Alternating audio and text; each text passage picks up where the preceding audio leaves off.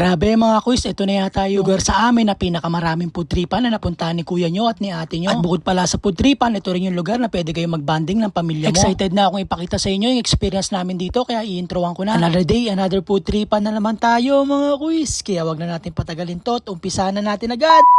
Hello mga kuys! Ngayong araw na to, samahan nyo kami ni ate nyo. Maglakad-lakad at mag-relax. Maghanap na rin na magpupudtripan dito sa Subic Bay Boardwalk Food Festival. At open sila dito Friday to Sunday. Mula 5 PM to 12 AM. Sobrang dami makakainan dito at mapagpupudtripan mga kuys. Pero may isang stall dito na napukaw ng aming paningin. Ito pala yung Kasoko Crave. Dahil sa sobrang dami ng food stall dito, isa itong food stall na to ang pinipilahan at dinudumog ng mga customer. Kaya naman pala mga kuys, nag-offer pala sila dito ng murang Japanese food. Tulad ng mga sushi, kimbap, at marami pang mapagpipilian sa kanilang menu. At isa pa sa nagustuhan ko, freshly made ang gagawin nilang sushi o kimbap sa'yo dito. Ito pala yung unang beses na makakatikim at makakalasa ako ng sushi at kimbap. Dahil sa amin dalawa ni Ate Menyo, siya pala yung mahilig dito. Kaya excited na si Ate Menyo na ipatikim sa akin tong sushi at kimbap. Kaya daw para mas masulit ko at ma-enjoy ko yung pagkain ng Japanese food, in-order na namin yung kanilang mga bestseller. At madalas na binabalik-balikan dito, katulad ditong tuna sushi, salmon sushi, ebi sushi with tamago maki, at 4 season with 4 assorted flavor. Umorder na rin kami ng chicken teriyaki, tonkatsu with teriyaki sauce, at nitong ultra bowl with teriyaki spicy sauce. At napakabilis lang ng service nila rito mga kuys dahil konting kembot lang, nandiyan na kagad yung mga in-order namin. Excited na ako matikman to, kaya bago ko umpisahan yung putripan na to at bago ko bakbakin yung pagkain na to, tara, kain po!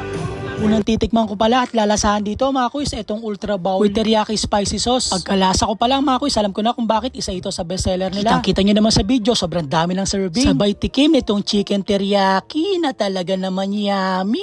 Sabay pigan itong kalamansi para matikman at malasahan itong ebi sushi at tamago maki. Kitang-kita nyo naman sa reaction ko mga kuys, grabe. Sabay kuha nitong wasabi, sabay sausaw sa soy sauce. Ay sus, talaga namang manyaman Kenny. Para akong nasa heaven, sabay kuha nitong tuna sushi. Itsura pa lang, nakaka-excite at nakaka-engganyo na kainin. Ang solid mga kuys, talaga mapapapikit ka sa sarap.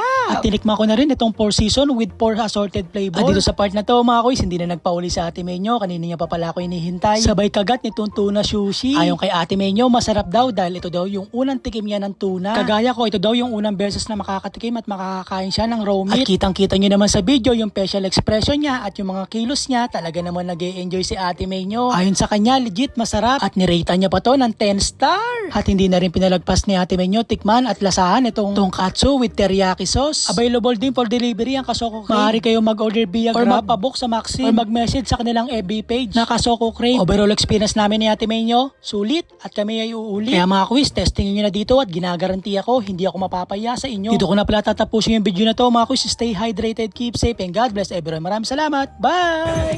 So hi everyone, I'm Hannah, the owner of Kasoko Crave.